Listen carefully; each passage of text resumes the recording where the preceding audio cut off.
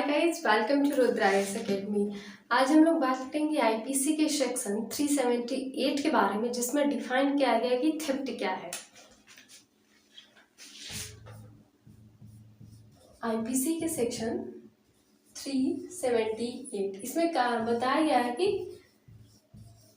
Theft किसे कहते हैं, यानी कि चोरी कब हो सकती है। वैसे तो हम लोग रोजमर्रा की भाषा में जानते हैं चोरी किसे कहते हैं, लेकिन आज हम लोग आईपीसी के पॉइंट ऑफ व्यू से देखेंगे कि चोरी किसे कहते हैं। जब चोरी में ये 4 इंग्रेडिएंट मौजूद हों, कौन कौन से?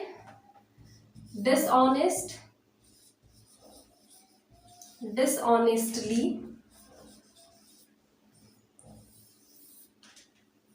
Out of position,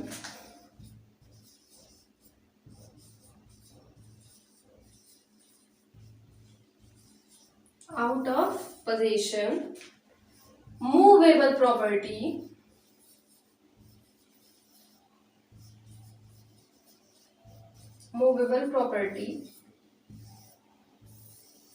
without the consent,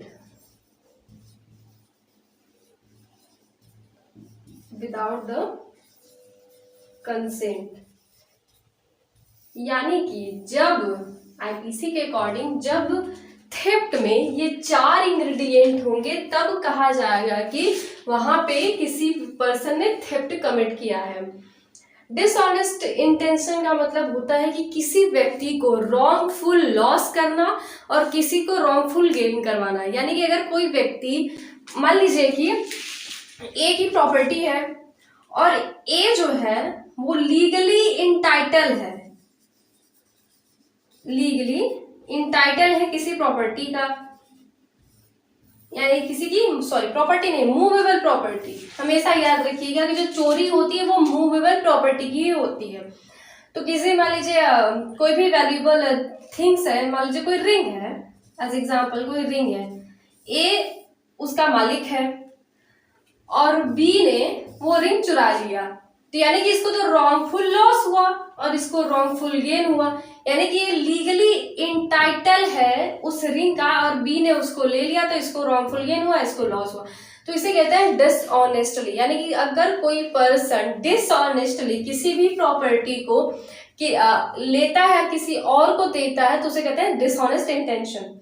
out of position, यानी कि जो वो प्रॉपर्टी है, मूवेबल प्रॉपर्टी है, वो किसी ना किसी के पोजीशन में ही होनी चाहिए। ये बहुत ही इंपॉर्टेंट है। ऐसा नहीं कि कोई, मान लीजिए कोई रिंग है और वो ऐसे ही सड़क पे पड़ी हुई है, किसी ए ने उसे उठा लिया है। अगर ए ने रिंग ले लिया है तो वहां पे चोरी नहीं होगी, क्योंकि ये किसी के पोजीशन में नहीं था। अगर किसी प्रॉपर्टी की चोरी होनी है तो वो किसी के पोजीशन में ही होगा। मान लीजिए एक रिंग है, वो ए के पोजीशन में है और फिर चोरी होती, बी ने उसे चुरा लिया, तो पोजीशन से चोरी होना ही थेफ्ट होता है। अगर किसी और जगह पे वो रिंग पड़ी हुई है, किसी का उस पर कोई पोजीशन ही नहीं है, वो ऐसे ही है, तो वहां पे चोरी नहीं होती है अगर किसी ने उसे उठा लिया है तो। यानी कि उस थिंग्स पर, उस प्रॉपर्टी पर किसी न किसी का पोजीशन होना बहुत इंपॉर्टेंट है।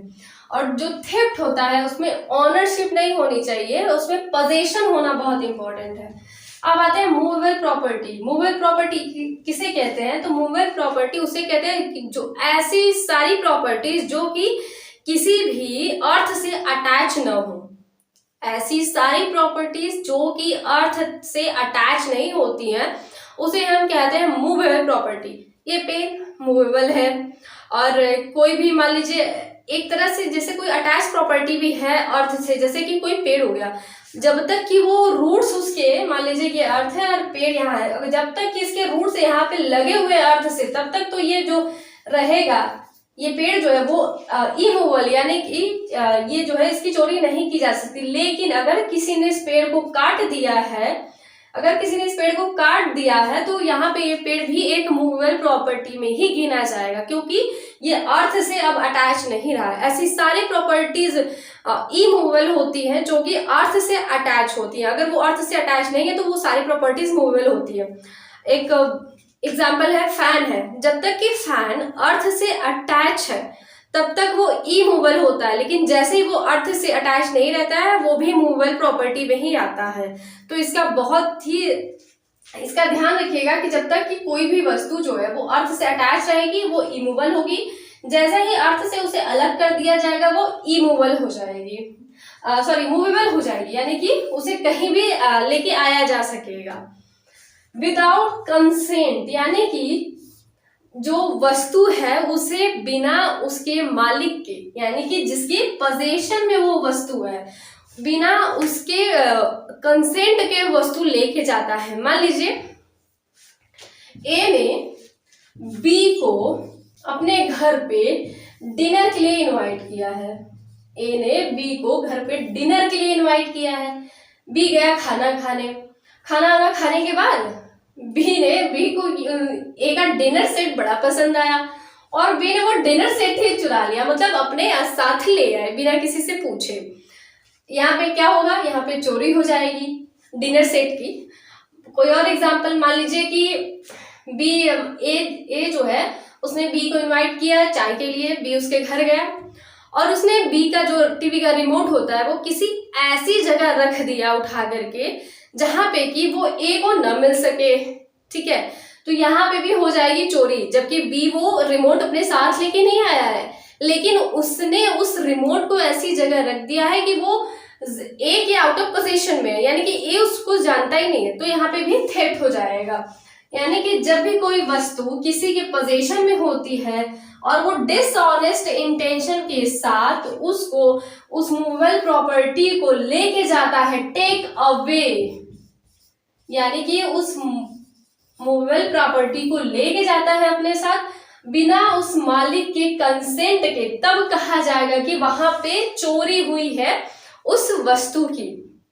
एक बहुत ही अच्छा क्वेश्चन है, actually this question also asked by some teacher to me in an interview. तो उन्होंने पूछा कि क्या अपने ही सामान की कोई चोरी कर सकता है? तो ये सवाल का जवाब ये है, अभी मैंने कहा कि जो चोरी होती है वो पोजीशन से होती है, ओनरशिप से नहीं। हमेशा याद रखिएगा कि चोरी हमेशा पोजीशन से होती है। हालांकि जो मान लीजिए कि एग्जांपल है कि मैंने अपना असाइनमेंट सबमिट किया अपने कॉलेज में, ठीक है, और जब सबमिट कर दिया, वो मेरा नहीं है, मैंने सबमिट कर दिया उस, ठीक है, लेकिन दूसरे दिन उस असाइनमेंट को बिना अपने टीचर के कंसेंट के मैं उस असाइनमेंट को उठा लाती हूँ। मैंने कहा मेरा ही असाइनमेंट है, मैं लेके जा सकती हूँ, तो क्या यहाँ पे अपने ही वस्तु की चोरी हुई? जी हाँ, क्योंकि उस असाइनमेंट पे मेरा तो पोजीशन था ही नहीं। पोजीशन किसका था? वो कॉलेज का था जिन्हें मैंने सबमिट किया था, तो पोजीशन उनका हुआ, भले ही ओनरशिप मेरी है। तो थेफ्ट में जो चोरी होती है, जो थेफ्ट होता है वो पोजीशन से होता है, ओनरशिप से नहीं होता है। इस बात को हमेशा याद रखिएगा। तो अब एक व्यक्ति अपने ही सामान की चोरी कर सकता है जब तक कि वो वस्तु जो है उसकी पोजीशन में न रहे, उसने किसी और को हैंड ओवर कर दिया है। मान लीजिए कि आपने मोबाइल बनवाने के लिए, अपना ही मोबाइल है, बनवाने के लिए आपने किसी शॉप पे दिया, शॉप वाले ने मोबाइल ले लिया और वो बना के मोबाइल रख दिया। आप गए बिना उसको बताए और मोबाइल को उठा लाए, तो आप कहेंगे मोबाइल मेरा ही है, मैं ले आया, लेकिन आपने वहां पे चोरी की है अपने ही वस्तु की, क्योंकि वो जो मोबाइल है वो आपकी पोजीशन में नहीं था। आपने डिसऑनेस्ट इंटेंशन के साथ बिना कंसेंट के, जिसकी वो पोजीशन में था, बिना उस शॉपकीपर के कंसेंट के आप उस मोबाइल को उठा लाए, यानी कि टेक अवे, उस मोबाइल प्रॉपर्टी को आप उठा लाए, तो कहा जाएगा कि यहाँ पे थेफ्ट कमिट हुआ है। आई होप आप लोगों को अभी क्लियर हो गया होगा। थेफ्ट में सिर्फ और सिर्फ 4 इंग्रेडिएंट होते हैं, प्लीज रिमेंबर दैट। इसे आप हमेशा याद रखिएगा कि क्या, एक dishonest intention, out of position, movable property और without the consent of that जिसका उसमें पोजीशन है उस वस्तु पे, उनके बिना कंसेंट के आप उठा लाए, तब जाकर के कहा जाएगा कि वहां पे चोरी हुई है। चोरी की जो पनिशमेंट है, पनिशमेंट सेक्शन 379 में डिफाइन की गई है। 3 इयर्स की इम्प्रिजनमेंट है प्लस फाइन है। इसमें इतना नहीं जाना है, लेकिन जो चोरी के मेन इंग्रेडिएंट है वो मैंने पहले ही आप लोग इसको यहाँ पे कवर कर दिया है कि थेफ्ट में हमेशा dishonest intention, out of position, movable property, immovable property की भी चोरी होती है in that condition when that property is not attached with the earth. यानी कि आप एक एक पेड़ को भी मतलब पेड़ की भी चोरी हो सकती है जब तक कि आप उस पेड़ को यानी कि उस जो ट्री है उसको अर्थ से अनअटैच कर दें और अपने साथ लेके गए, तब भी कहा जाएगा कि उस पेड़ की चोरी हुई है। ठीक है, रिमेम्बर दैट। उसके बाद विदाउट द कंसेंट, यानी कि जिस वस्तु के वो जो वस्तु है जिसके पोजेशन में है, आप उसके बिना उसके कंसेंट के लेके जा रहे हैं। तो आई होप आप लोगों को थेफ्ट समझ में आ गया होगा। और उसके इंग्रेडिएंट जो है, बस ये 4 इंग्रेडिएंट हैं, कुछ खास है नहीं। तो आप लोग प्लीज इसे एक बार देख लेंगे तो आई होप आप लोग को क्लियर हो जाएगा। अगर ये वीडियो अच्छी लगी तो इसे लाइक, शेयर और सब्सक्राइब कर दें। Thank you.